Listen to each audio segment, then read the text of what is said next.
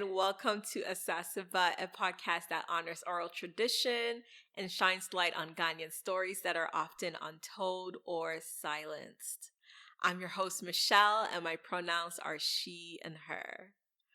Oh my gosh, welcome back, guys. Season 3 officially. It has been a minute. It's been a year since season 2 dropped, and this is a yearly podcast.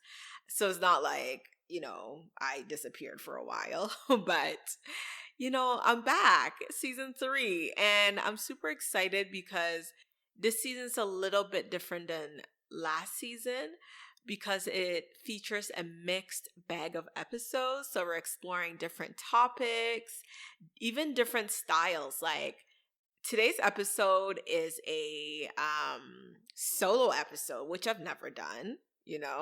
I'm usually doing interview style episodes, but I really love that kind of solo vibe. So there are a couple of solo episodes this season, which I'm super excited about. But yeah, it's a new year, 2021, a lot still going on, pandemic, quarantine.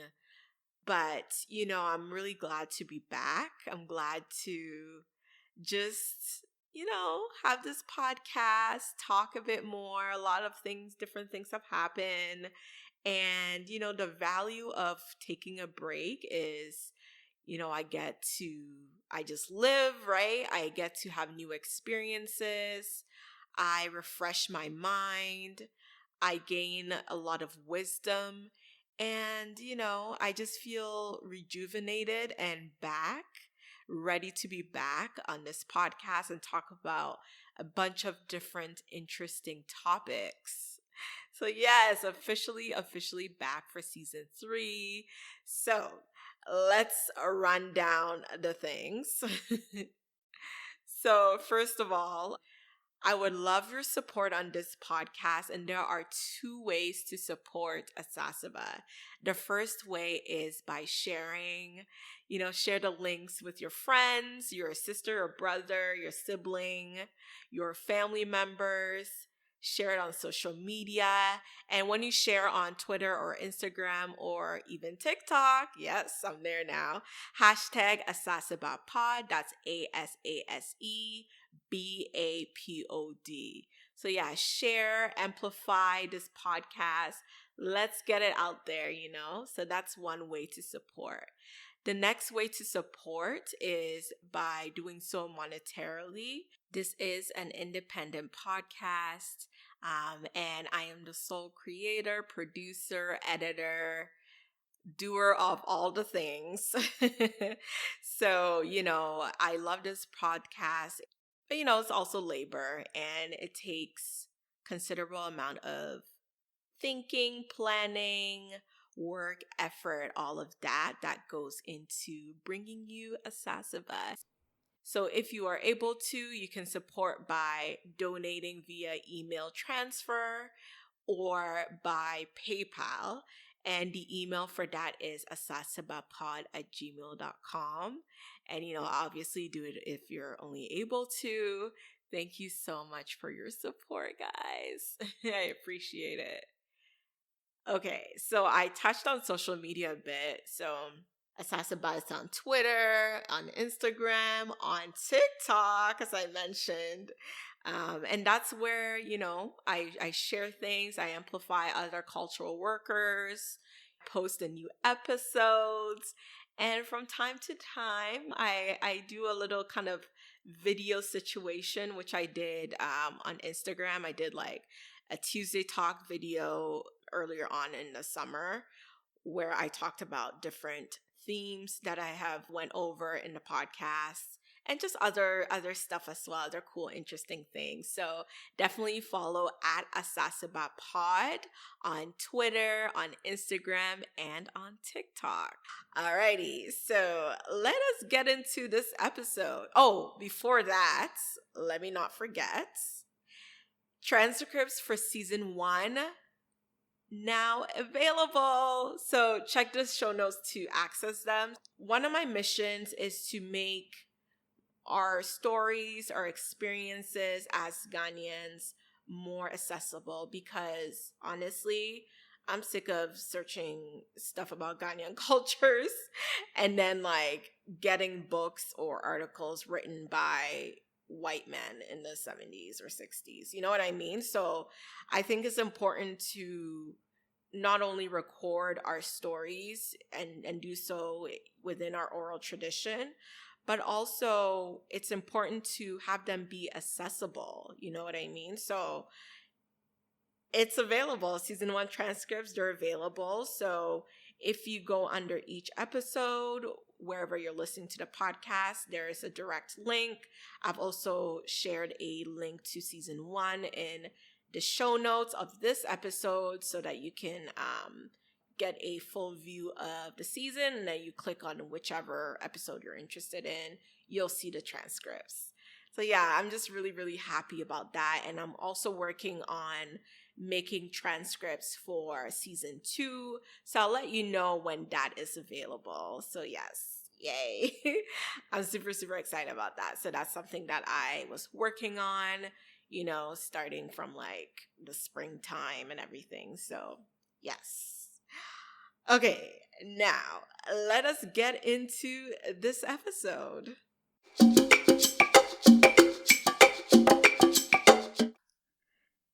So, on today's episode, I am talking more about myself so you can get to know me and my interests and my background and all of that. I am a little bit nervous because I'm usually like a behind the scenes type of person. If I am going in depth about myself personally, you know, it's usually when I'm journaling or with like close friends and family and all of that. So just talking about myself on a public platform is interesting. And I understand the irony because that's what I do here at Asase. I talk to other people about their personal experiences and stories. So I understand the irony there, but I'm like, you know what? I'm going to be a little bit more vulnerable today and just talk about myself. And I'm doing this because I personally feel that oftentimes we don't really get to know the cultural workers, documentarians, storytellers, griots doing important work. And we only ever learn about them after, you know what I mean? And I'm always shouting out cultural workers. If you follow Sasaba on Twitter or Instagram, I'm always shouting them out, amplifying them and everything. So I just think it's important to know who is behind the work, who is behind the platform. And it's also just important to anchor ourselves within our work as well, just to show who we are and the fruits of our labor. Put a name to the work. You know what I mean? I just think it's important. And I personally just enjoy knowing and having context of the person behind the work.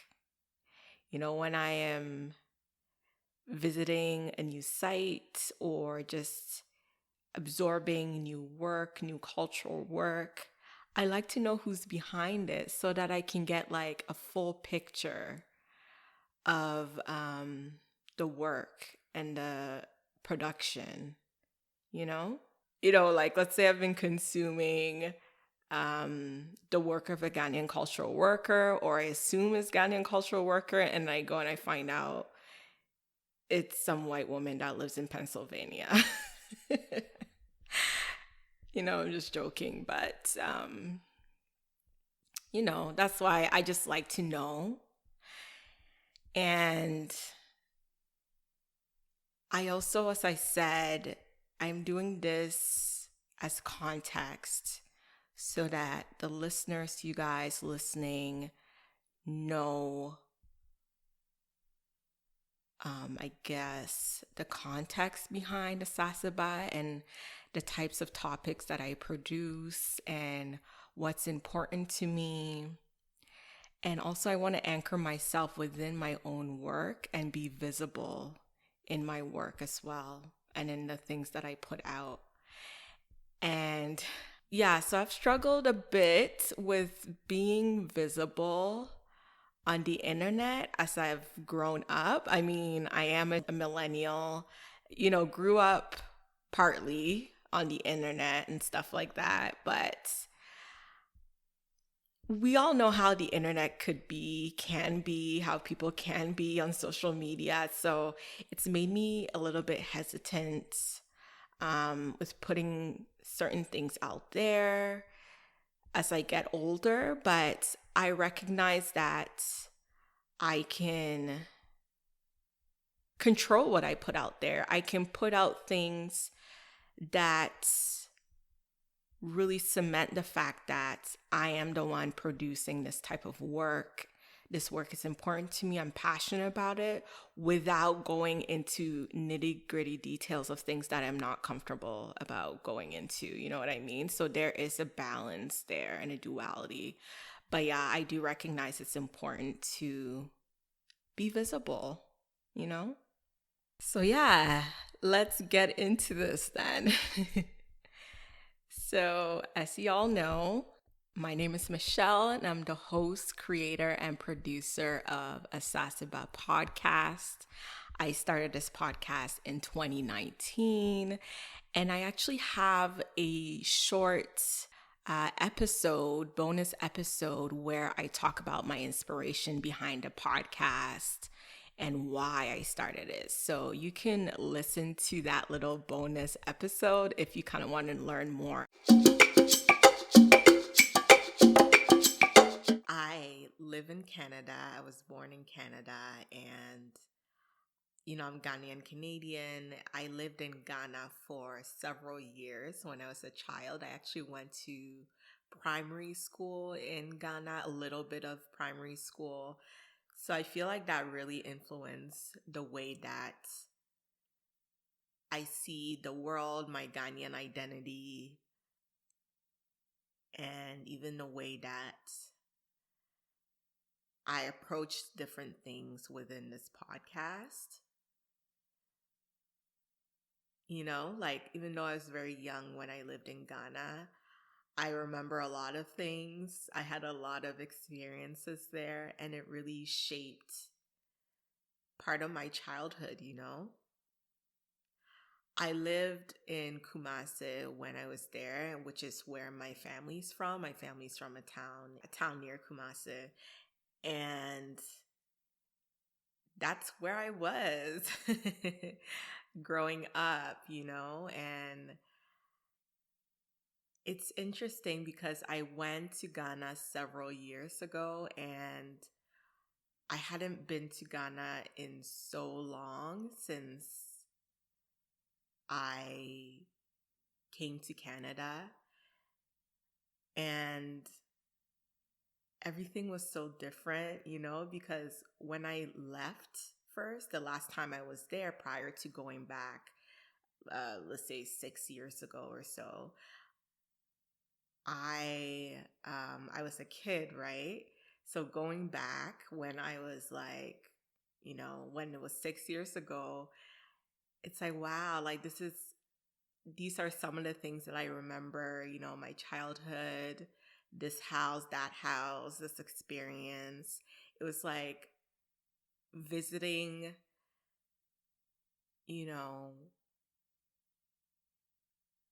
visiting a part of my past with new eyes. You know what I mean? So it was so cool. It was interesting. I wasn't there for too long. I was there for like 10 days or so. So it was like back to back to back kind of activities and stuff. So I didn't get a chance to soak everything in.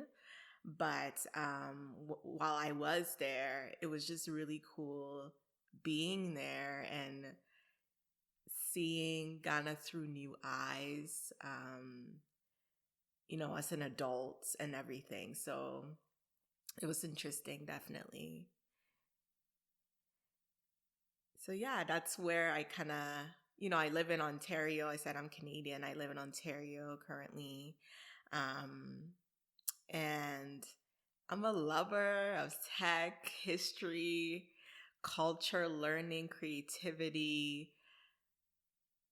I am a strong advocate and lover of learning. I love when people teach me things that I don't know. I love learning about new things. And the things that I love learning about include culture, things, concepts that disrupt the status quo. I love, reading about like the impact of social media, that kind of stuff. That's something that, really interests me. And I do all this learning through reading, books. I haven't done that in a bit, but, reading books, YouTube videos,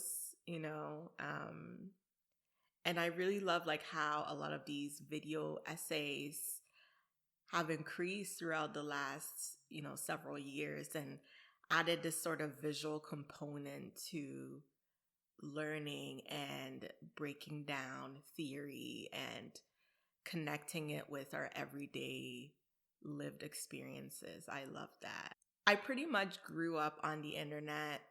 I was a teenager of the internet, heck, a child of the internet. I'm a millennial. And I learned so much, you know what I mean? Like, I was always learning, and on the internet side of things, I learned through consuming blogs, Tumblr, when Tumblr was a thing back in the day.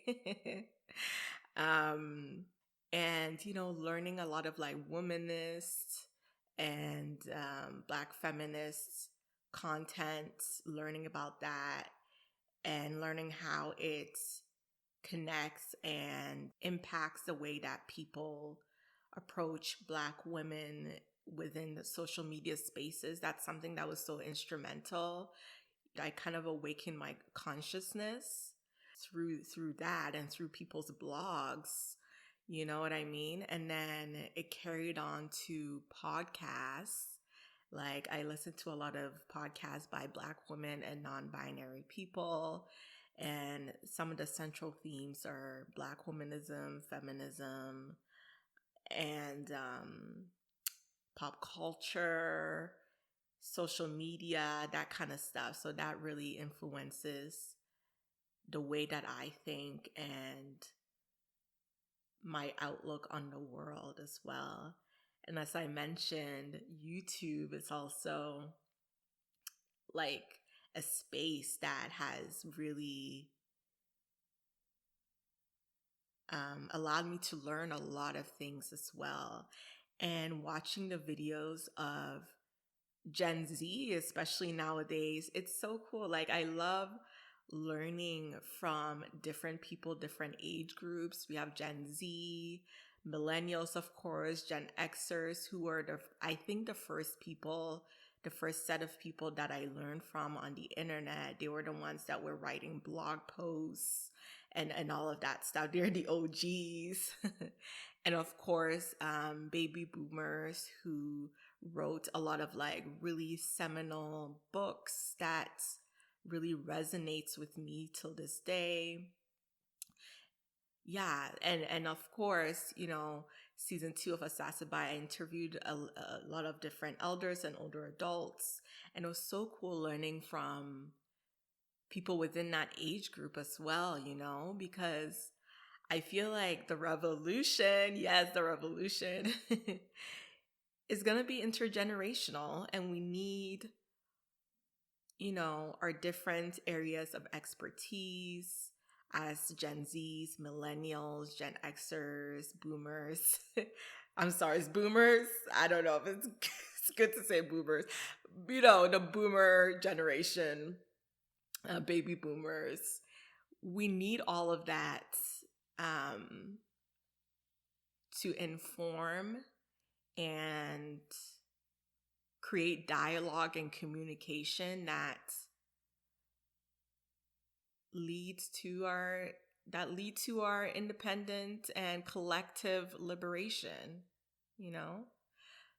And something that I love and I'm passionate about is creativity, expressing myself through different forms of art and different modes of expression. So writing is one of them. I've been writing since I was young, and even though sometimes within writing I deal with perfectionism in that, I find that when I do end up writing something and I really feel it and I really look back at it, it definitely comes close to encapsulating what I feel within my soul, you know? And that's one of them. You know, I was always writing stories since I was a kid, short stories, fiction, nonfiction, posting it on the internet sometimes. I was also, what was I doing? You know, journaling. I'm such a huge advocate of journaling and self-reflection overall. So that's something that really interests me. And I was also that kid that was always doing something different, something creative, singing. And when I was a kid, you couldn't tell me I couldn't sing. You know what I mean? Like, you couldn't get me to shut up. I was singing all the time. You know, I wanted to be a singer. Like doing mini singing competitions with my friends, singing like Cheetah Girls, that kind of stuff. Anyway, but spoiler alert, I can't sing, but back in the day, I felt like, you know, I had the voice of Whitney Houston. You know, you couldn't tell me nothing. And honestly, though, I feel like I was probably doing something musical. I was like a singer commanding the stage in my past life. Like, honestly, because the way that I can feel and see talent, maybe I just need to be a producer or something like that. Yeah. But yeah, this all just to say that I was expressing myself in various ways. And I'm really happy that I was able to do that, and I had the room to do that and the space to do that and the privilege to do that, because it really contributed to who I am today, as someone who is creative and loves to experiment with different modes of creation and expression. And that really influences even how I approach Asaseba. I believe and I'm passionate about a lot of different things as well. And it's reflected in this podcast. I'm sure I've mentioned it several times, if not on here, on social media, on Instagram, on Twitter. I believe in centering and amplifying the voices of marginalized people, you know, including women, queer people, hashtag queer Ghanaian lives matter, forever and ever and ever. I've never been like a quote unquote traditional person. You know what I mean? Like, I always wonder why. Like, I don't just accept things for the way they are. I wonder why. I wonder why a system is set up like this, what can be changed. And that's where my creativity comes into play as well. Like, brainstorming alternate realities, alternate modes of doing and of being, you know? Because as we know, this current system of homophobia, transphobia, queerphobia, misogyny, you know, like all of that stuff, it doesn't work, obviously, and it's causing a lot of pain and violence. So it needs to change. And I think part of me being like a creative person and also really believing in liberation, personal and collective liberation. It's what led me to, in part make this podcast, and also just to question things that I see around me and not take things as they are all the time, because it's like when we remain complicit, then, we remain complicit and silent, then it's like, how are we ever going to progress? You know what I mean? We need to challenge things, you know? So that's something that's very important to me.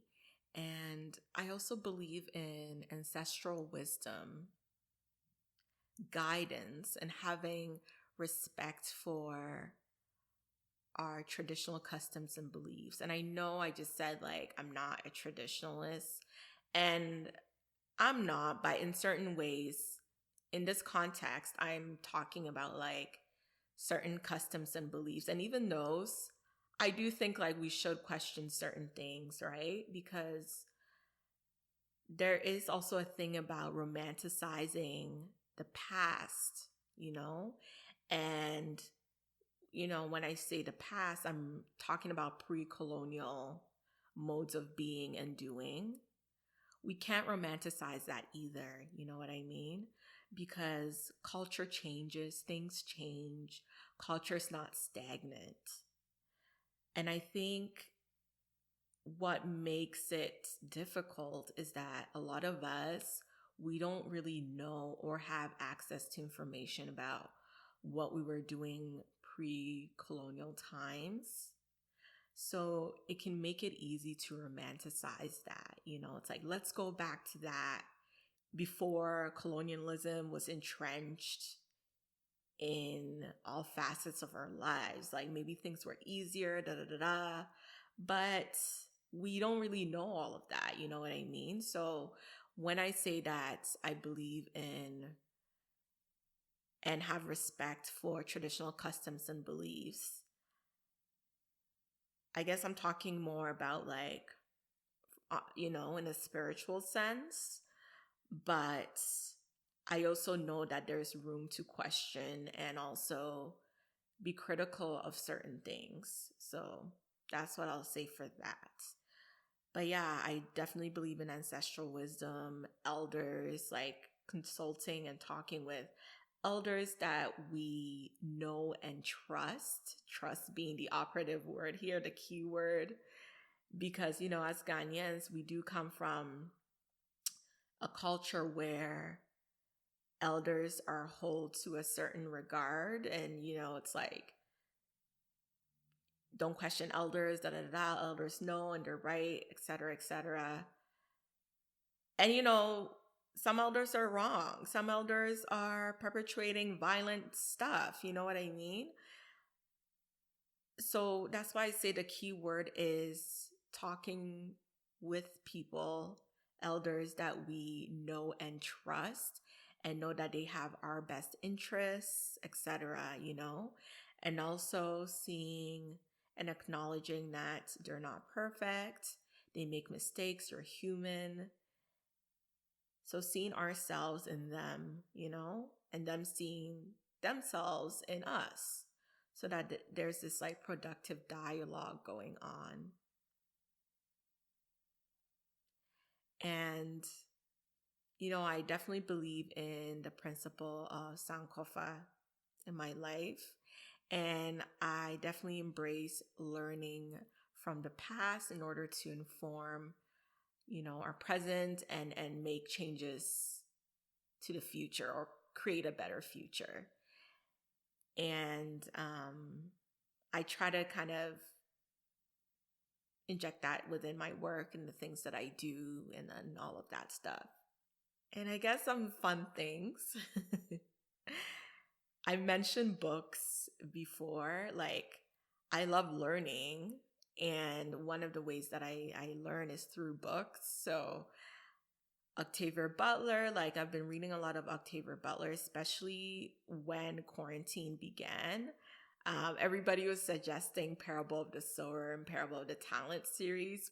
I read it, and of course, I loved it because it really stressed community, and just some other cool stuff that I love about Octavia Butler and the way that she writes.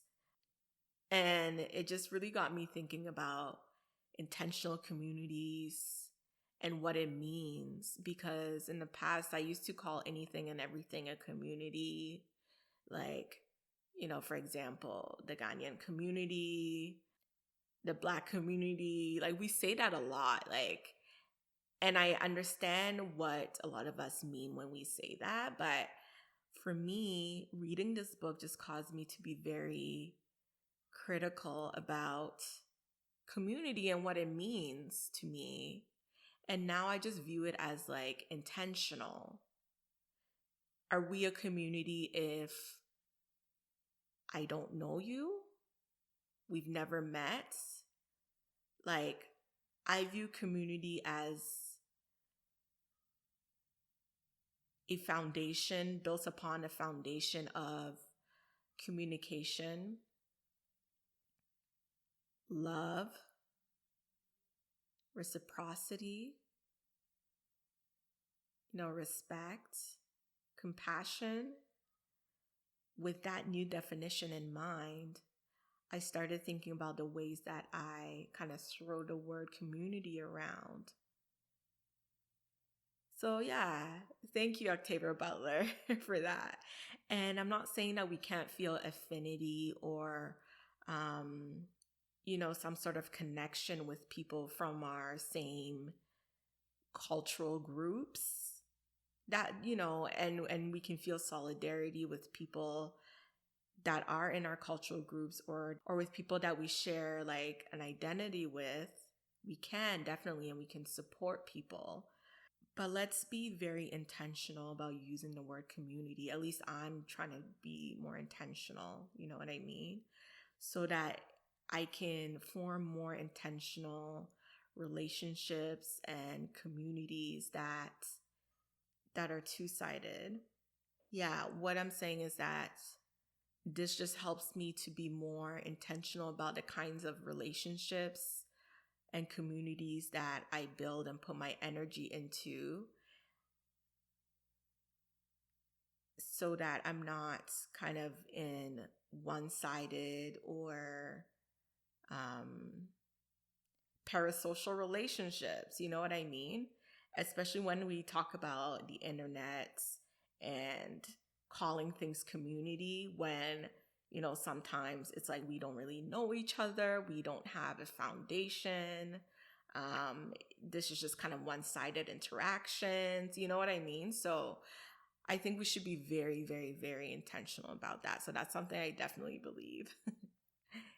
So yeah, and I love like other Octavia Butler books. I'm currently reading the Wild Seed series.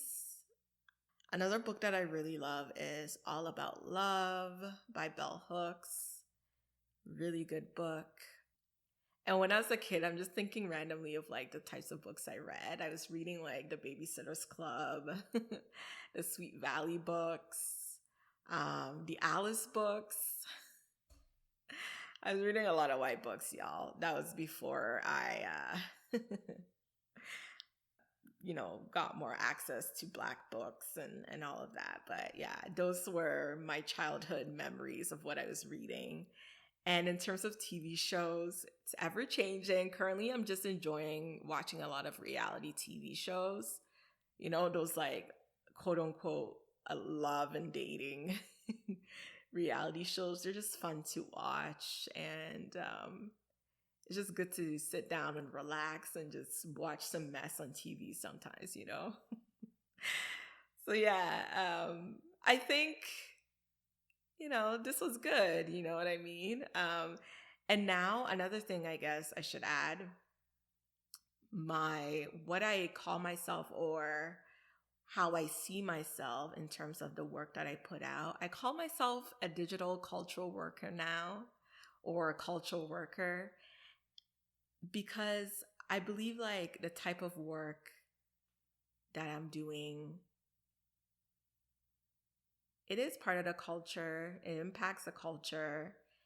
And I need to stand in that, you know what I mean? So, digital cultural worker Michelle, Michelle, who had a childhood in Kumasi, Michelle, who uses the principle of Sankofa, who believes in ancestral wisdom, who is all about hashtag queer Ghanaian lives matter forever and ever. Yeah, so that's me in a nutshell. Yeah, I mean, I was nervous before, at the thought of talking more about myself and being kind of raw and vulnerable in certain ways. But I like this, and as I said before, I definitely think it's important to know the people or the person behind the work. And, I offer this to you guys. So thank you so much for listening.